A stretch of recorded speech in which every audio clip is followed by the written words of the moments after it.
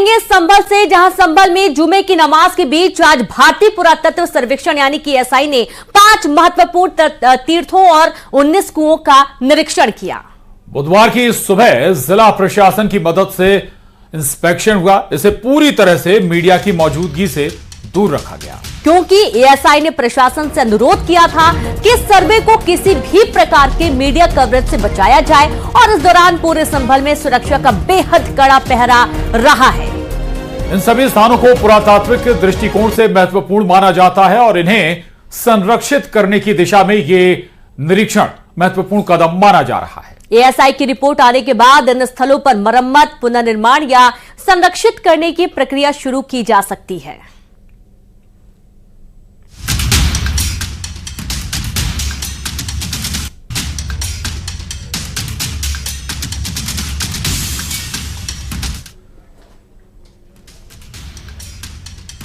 और संभल सांसद जियाउर रहमान बर्क के पिता का अफसरों को धमकाने के वीडियो सामने आए और इसमें ममलूकुर रहमान बर्क अफसरों से कह रहे हैं, हमारी सरकार आने दो, बहुत बदल गया है तू।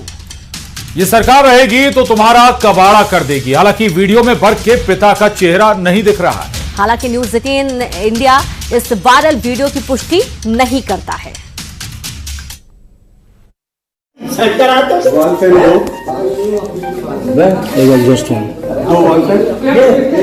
बदल जाएगा तो ये सरकार रहेगी ना तो तुम्हारा कमाल देख लो, सब देख लो। आरएसएस प्रमुख मोहन भागवत ने मंदिर मस्जिद विवाद पर बड़ा बयान दिया।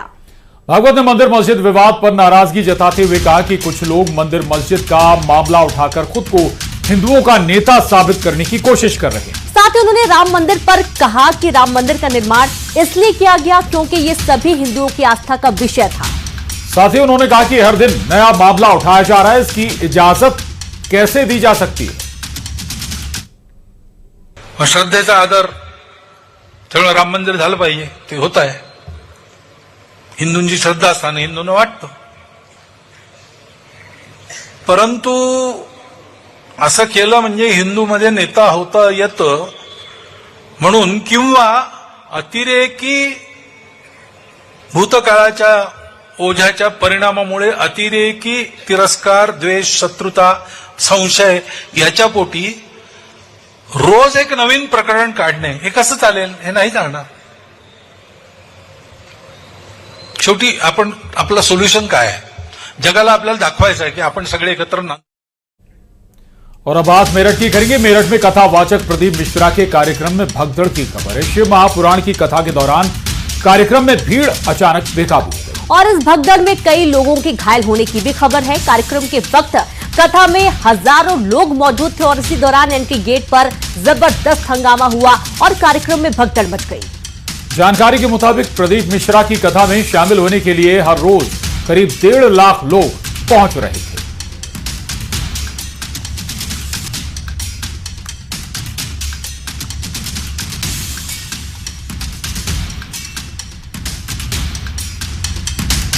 और ये 3 तस्वीरें आपके सामने, जब मेरठ में कथा हो रही थी और इसी दौरान बड़ी संख्या में गेट के पास एंट्री करने के लिए श्रद्धालु पहुंच गए।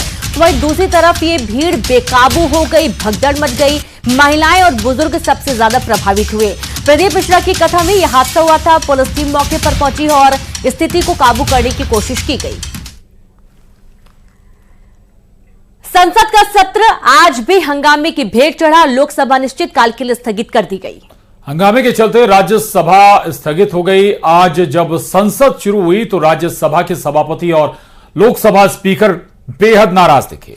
राज्यसभा के सभापति ने सदन के नेता और नेता प्रतिपक्ष को अपने चैम्बर में बुलाया, तो वहीं लोकसभा स्पीकर ने सभी सांसदों को नसीहत दी और कहा कि सभी सांसद सदन की गरिमा बनाए रखें और संसद के किसी भी गेट पर कोई सांसद प्रदर्शन न करें, ये हिदायत भी दी गई। माननीय सदस्यगण, मैं आप सभी से पुनः आग्रह करता हूं कि संसद की गरिमा मर्यादा बनाए सबकी सामूहिक जिम्मेदारी है। संसद भवन परिसर में किसी भी द्वार पर किसी भी तरह का धरना प्रदर्शन करना उचित नहीं है। आप सभी को इस विषय पर नियमों की अनुपालना करना सुनिश्चित करना पड़ेगा। मैं पुनः आग्रह करता हूं, इसको गंभीरता से लें और किसी भी स्थिति के अंदर द्वार पर और परिसर पर प्रदर्शन न करें। देखिए, कांग्रेस का एससी विरोधी चेहरा देश के सामने आ गया है। राहुल गांधी जी की गुंडागर्दी और अभद्रता जो एक महिला सांसद के साथ हुई देश के सामने आ गया।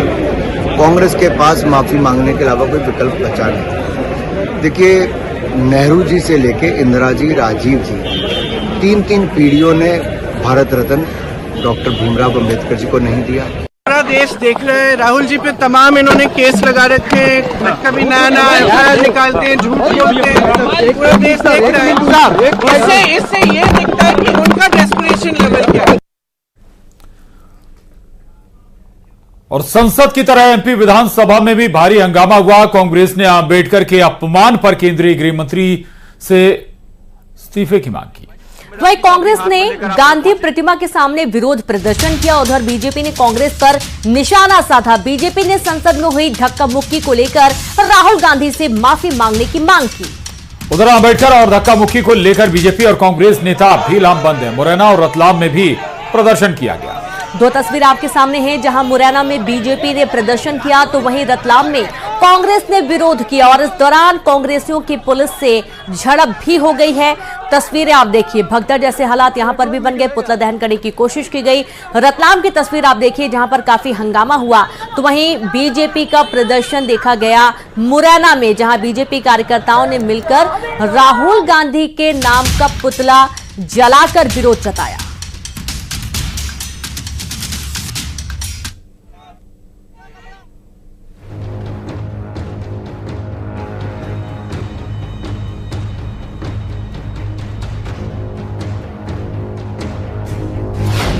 अंबेडकर का अपमान जारी घमासान। भारतीय जनता पार्टी के इस प्रकार का कृत्य कर रहे हैं, उसका कांग्रेस विरोध कर रही है। कांग्रेस का हल्ला माफी पर मसला। जब तक सूरज चांद रहेगा, आवाज देना नाम रहेगा। सदन में फिर हंगामा, बीजेपी पर निशाना। ये राहुल की धक्का मुक्की ने एक सांसद की जान भी खतरे में डाल दी और इसलिए राहुल गांधी माफी मांगो। अंबेडकर संविधान किसका अपमान। यदि उनके आरोप में कुछ भी तथ्य है तो वो वीडियो जारी करें। अंबेडकर के अपमान को लेकर भोपाल में विधानसभा सत्र शुरू होने से पहले कांग्रेस ने गांधी प्रतिमा के सामने विरोध प्रदर्शन किया। कांग्रेस ने गृह मंत्री से माफी मांगने की मांग की है। साथ ही राहुल गांधी पर लगे आरोपों को निराधार बताया। कांग्रेस के प्रदर्शन पर बीजेपी विधायक रामेश्वर शर्मा ने हमला बोला। बीजेपी का आरोप है कि सदन में पहली बार खून गिरा है और खून गिराने वाले राहुल गांधी भी कांग्रेसी ही हैं। संविधान का अपमान कांग्रेस ने किया है। राहुल और प्रियंका गांधी को इस्तीफा देना चाहिए। जो है वो ऐसा एरिया जो हाई विजिबिलिटी कैमरास जहाँ लगे हैं, बहुत हाई डेफिनेशन कैमरास लगे रहते हैं। यदि उनके आरोप में कुछ भी तथ्य है तो वो वीडियो जारी करें, क्योंकि राहुल गांधी जी हमारे लोकप्रिय नेता हैं और नेता प्रतिपक्ष बनने के बाद बीजेपी में खासा घबराहट है उनकी कार्यशैली को लेकर के, और उनकी आवाज को दबाने के लिए इस प्रकार की झूठी एफआईआर उनके ऊपर की जा रही है। संसद की चौखट पर पहली बार बापर वयोवृद्ध सांसदों का खून गिराया है। ये राहुल की धक्का मुक्की ने एक सांसद की जान भी खतरे में डाल दी और इसलिए राहुल गांधी माफी मांगो, प्रियंका गांधी माफी मांगो और सोनिया गांधी जी से प्रार्थना करता हूं कि और जो वरिष्ठ कांग्रेसी नेता हों उनसे संसद का आचरण इन दोनों बंटी बबलियों को सिखाओ। कुल मिलाकर अंबेडकर के अपमान से शुरू हुई लड़ाई संसद में धक्का मुक्की तक पहुंच गई और इस पर दोनों तरफ से सियासत जारी है। कांग्रेस अमित शाह से माफी मांगने की मांग कर रही है। उधर बीजेपी राहुल और प्रियंका गांधी से माफी मांगने का दबाव बना रही है। Bureau report, news 18। जब तक सूरज चांद रहेगा, आवाज देना नाम रहेगा। भोपाल में हंगामे के चलते एमपी विधानसभा अनिश्चितकाल के लिए स्थगित कर दी गई। हंगामे के चलते बगैर राष्ट्रगान के सदन का समापन हो गया और बगैर राष्ट्रगान के सदन के समापन को लेकर कांग्रेस बीजेपी ने एक दूसरे पर आरोप लगाए। कांग्रेस ने विधानसभा का समापन बगैर राष्ट्रगान के कराने को घोर आपत्तिजनक बताया, तो वहीं बीजेपी का कहना है कि सदन समाप्ति के बाद राष्ट्रगान के पहले कांग्रेस का हंगामा घोर निंदनीय है। ये सीधे तौर पर राष्ट्रगान का अपमान है।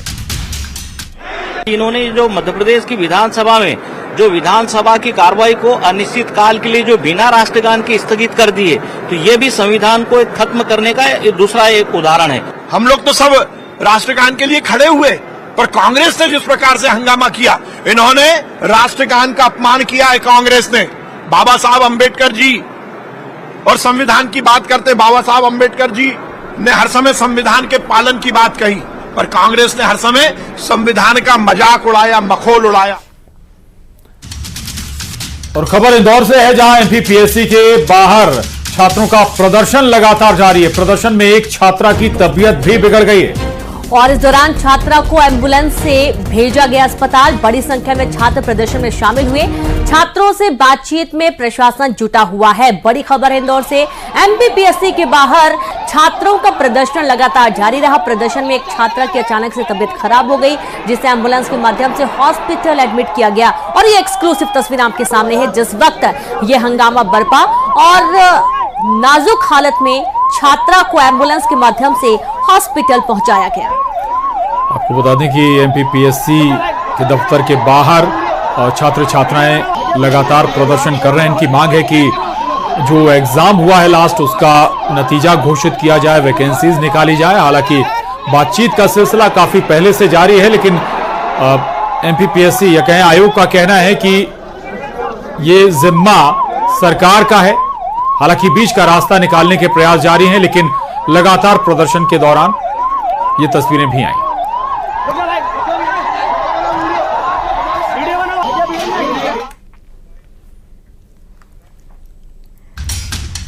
भोपाल के मैंडोरी के जंगल में आयकर विभाग ने 52 किलो सोना बरामद किया है और इस सोने की कीमत करीब 40 करोड़ 47 लाख रुपए की गई है। वहीं गाड़ी से 15 करोड़ कैश भी बरामद हुआ है। आपको बता दें कि सोना और रुपए एक कार में छिपाकर रखा गया था। सोना और कैश सौरभ शर्मा के हैं, जो आरटीओ का पूर्व कांस्टेबल बताया जा रहा है।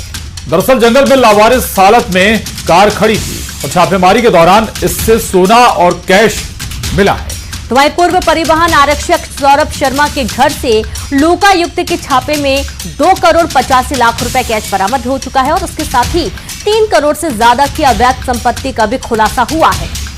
सौरभ शर्मा के ठिकानों पर लोकायुक्त की रेड अभी भी जारी है और आशा या कहें आशंकाएं बनी हुई हैं कि और भी संपत्ति, अवैध संपत्ति से जुड़े खुलासे हो सकते हैं।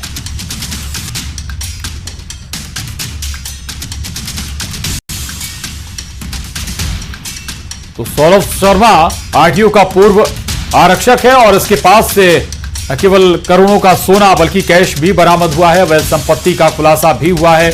ये माना जा रहा है, आशंकाएं जाहिर की जा रही हैं कि केवल सौरभ शर्मा ही नहीं बल्कि आरटीओ के कई जो अफसर हैं वो भी इसके जरिए काला धन सफेद करते होंगे। ऐसी आशंकाएं जाहिर की गई।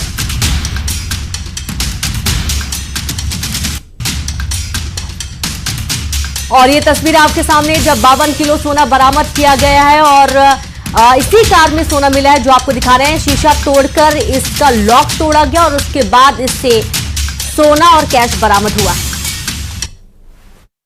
रात में थाना रातीबड़ में एक व्यक्ति ने सूचना दी थी कि जो मंडौरी से कुशालपुर तरफ जो रातीबड़ थाना अंतर्गत जो रोड जाता है, वहां पर एक MP 07 नंबर की इनोवा क्रिस्टा लावारिस हालत में पड़ी हुई है। जब स्टाफ के द्वारा वहां पहुंचकर चेक किया गया तो उसमें करीब 7-8 बैग जो है बाहर से दिखाई दे रहे थे, जिसमें एक अंदेशा ये लगाया गया कि जो बीते कुछ दिनों में कार्रवाइयां चल रही हैं आयकर विभाग और अन्य विभागों की रेड कार्रवाइयां चल रही हैं, उसको लेकर के किसी ने हो सकता है इस प्रकार से लावारिस।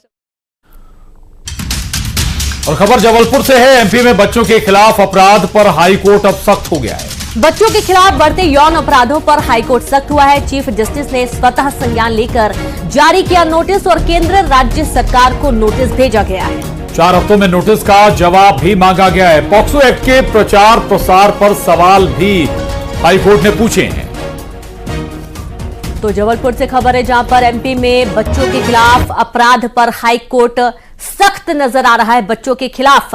बढ़ते यौन अपराधों पर हाईकोर्ट ने सख्ती दिखाई। चीफ जस्टिस ने स्वतः संज्ञान लेकर नोटिस जारी किया। केंद्र और राज्य सरकार को यह नोटिस जारी किया गया। 4 हफ्तों में नोटिस का जवाब मांगा गया है। तो पॉक्सो एक्ट के प्रचार प्रसार पर भी सवाल पूछे गए हैं। और आप देखें कि जबलपुर हाईकोर्ट ने स्वतः संज्ञान लिया है बच्चों के यौन शोषण मामले में और सख्ती बरतते हुए राज्य और केंद्र सरकार से जवाब मांगा गया है।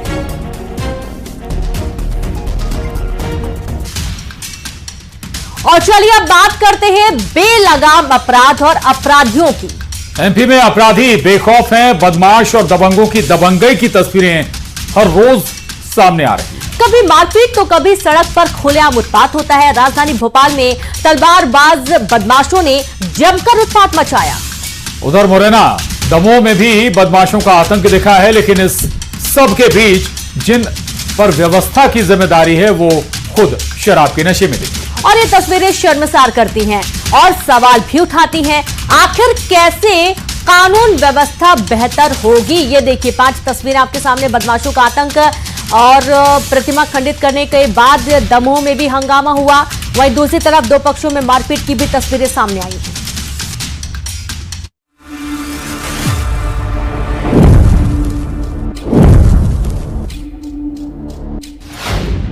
अपराध, अपराधी और बेलगाम।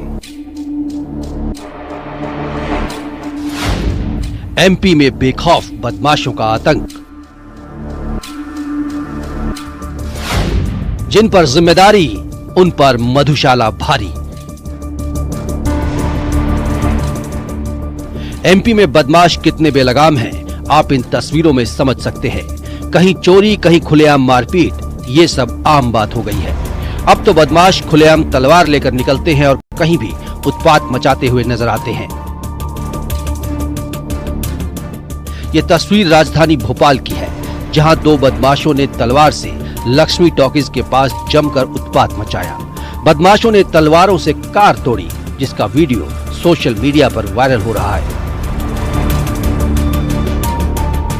एक वीडियो वायरल हो रहा है, हनुमानगंज थाने का वीडियो बताया जा रहा है, जिसमें आपसी रंजिश के चलते 2 बदमाशों से खुलेआम तलवार लहराते हुए अपने जिससे विवाद चल रहा था उसकी कार पर हमला किया और कांच फोड़ दिए।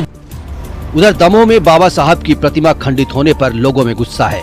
असामाजिक तत्वों पर मूर्ति खंडित करने का आरोप है। नाराज लोगों को पुलिस ने समझाकर शांत कराया।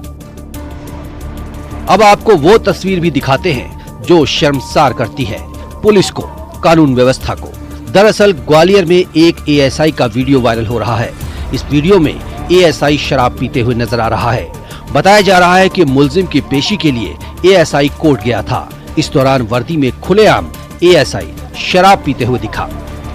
ग्वालियर के जिला कोर्ट के बाहर का बताया जा रहा है, जहां ग्वालियर में पुलिस ने मुलजिम पेशी में तैनात एक एएसआई शराब की दुकान से पहले शराब खरीदता है, फिर डिस्ट्रिक्ट कोर्ट के सामने बैठकर शराब पीता है और फिर लड़खड़ाते हुए वहां से रवाना हो जाता है।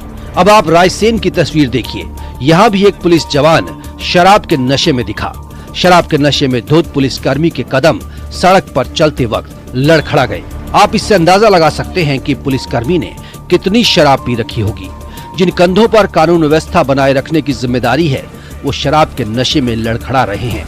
तो कैसे सुरक्षा की बात की जा सकती है? कैसे अपराध और अपराधियों पर नकेल कसेगी? Bureau report, news 18। और जयपुर में एलपीजी टैंकर के टकराने से बहुत बड़ा हादसा हो गया। और इस हादसे में अब तक 9 लोगों के मारे जाने की खबर है, जबकि 40 से ज्यादा लोग घायल हो गए। घायलों में कई लोगों की हालत बेहद गंभीर बताई जा रही है।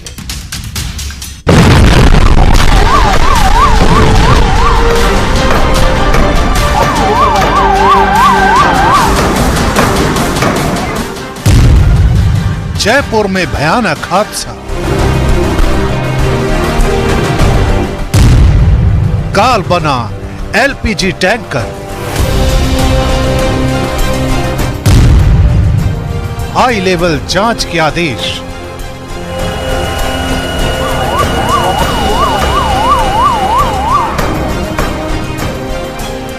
ये तस्वीरें रोंगटे खड़े कर देने वाली। ये तस्वीरें दिल को दहला देने वाली हैं।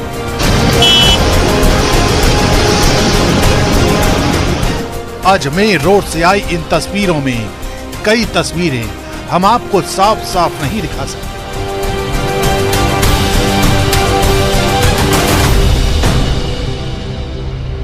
क्योंकि एलपीजी टैंकर में हुए धमाके का यह हादसा इतना भयानक है कि इस धमाके की जद में जो आया वो आग में झुलस गया। सुबह सुबह हुए इस हादसे में टैंकर में ऐसी आग लगी कि आसपास मौजूद कई गाड़ियां उसकी चपेट में आ गई। आग इतनी तेजी से फैली कि लोगों को संभालने का वक्त ही नहीं मिला। इस हादसे की वजह से पूरे इलाके में अफरा तफरी मच गई। जयपुर का यह हादसा इस कदर डराने वाला था कि खबर आते ही प्रशासनिक अमले से लेकर सरकार तक एक्टिव हो गई। खुद सीएम भजन लाल ने न सिर्फ मौके पर पहुंचकर जायजा लिया, बल्कि घायलों का हालचाल जानने अस्पताल पहुंच गए। इस मामले में सीएम भजन लाल शर्मा ने हाई लेवल जांच के आदेश दिए। ये हादसे हैं, सुबह का समय था और सुबह का समय जिस तरह से होता है, मेरे को भी जानकारी मिली, तुरंत मैं वहां से हॉस्पिटल गया, सब लोगों को जानकारी ली।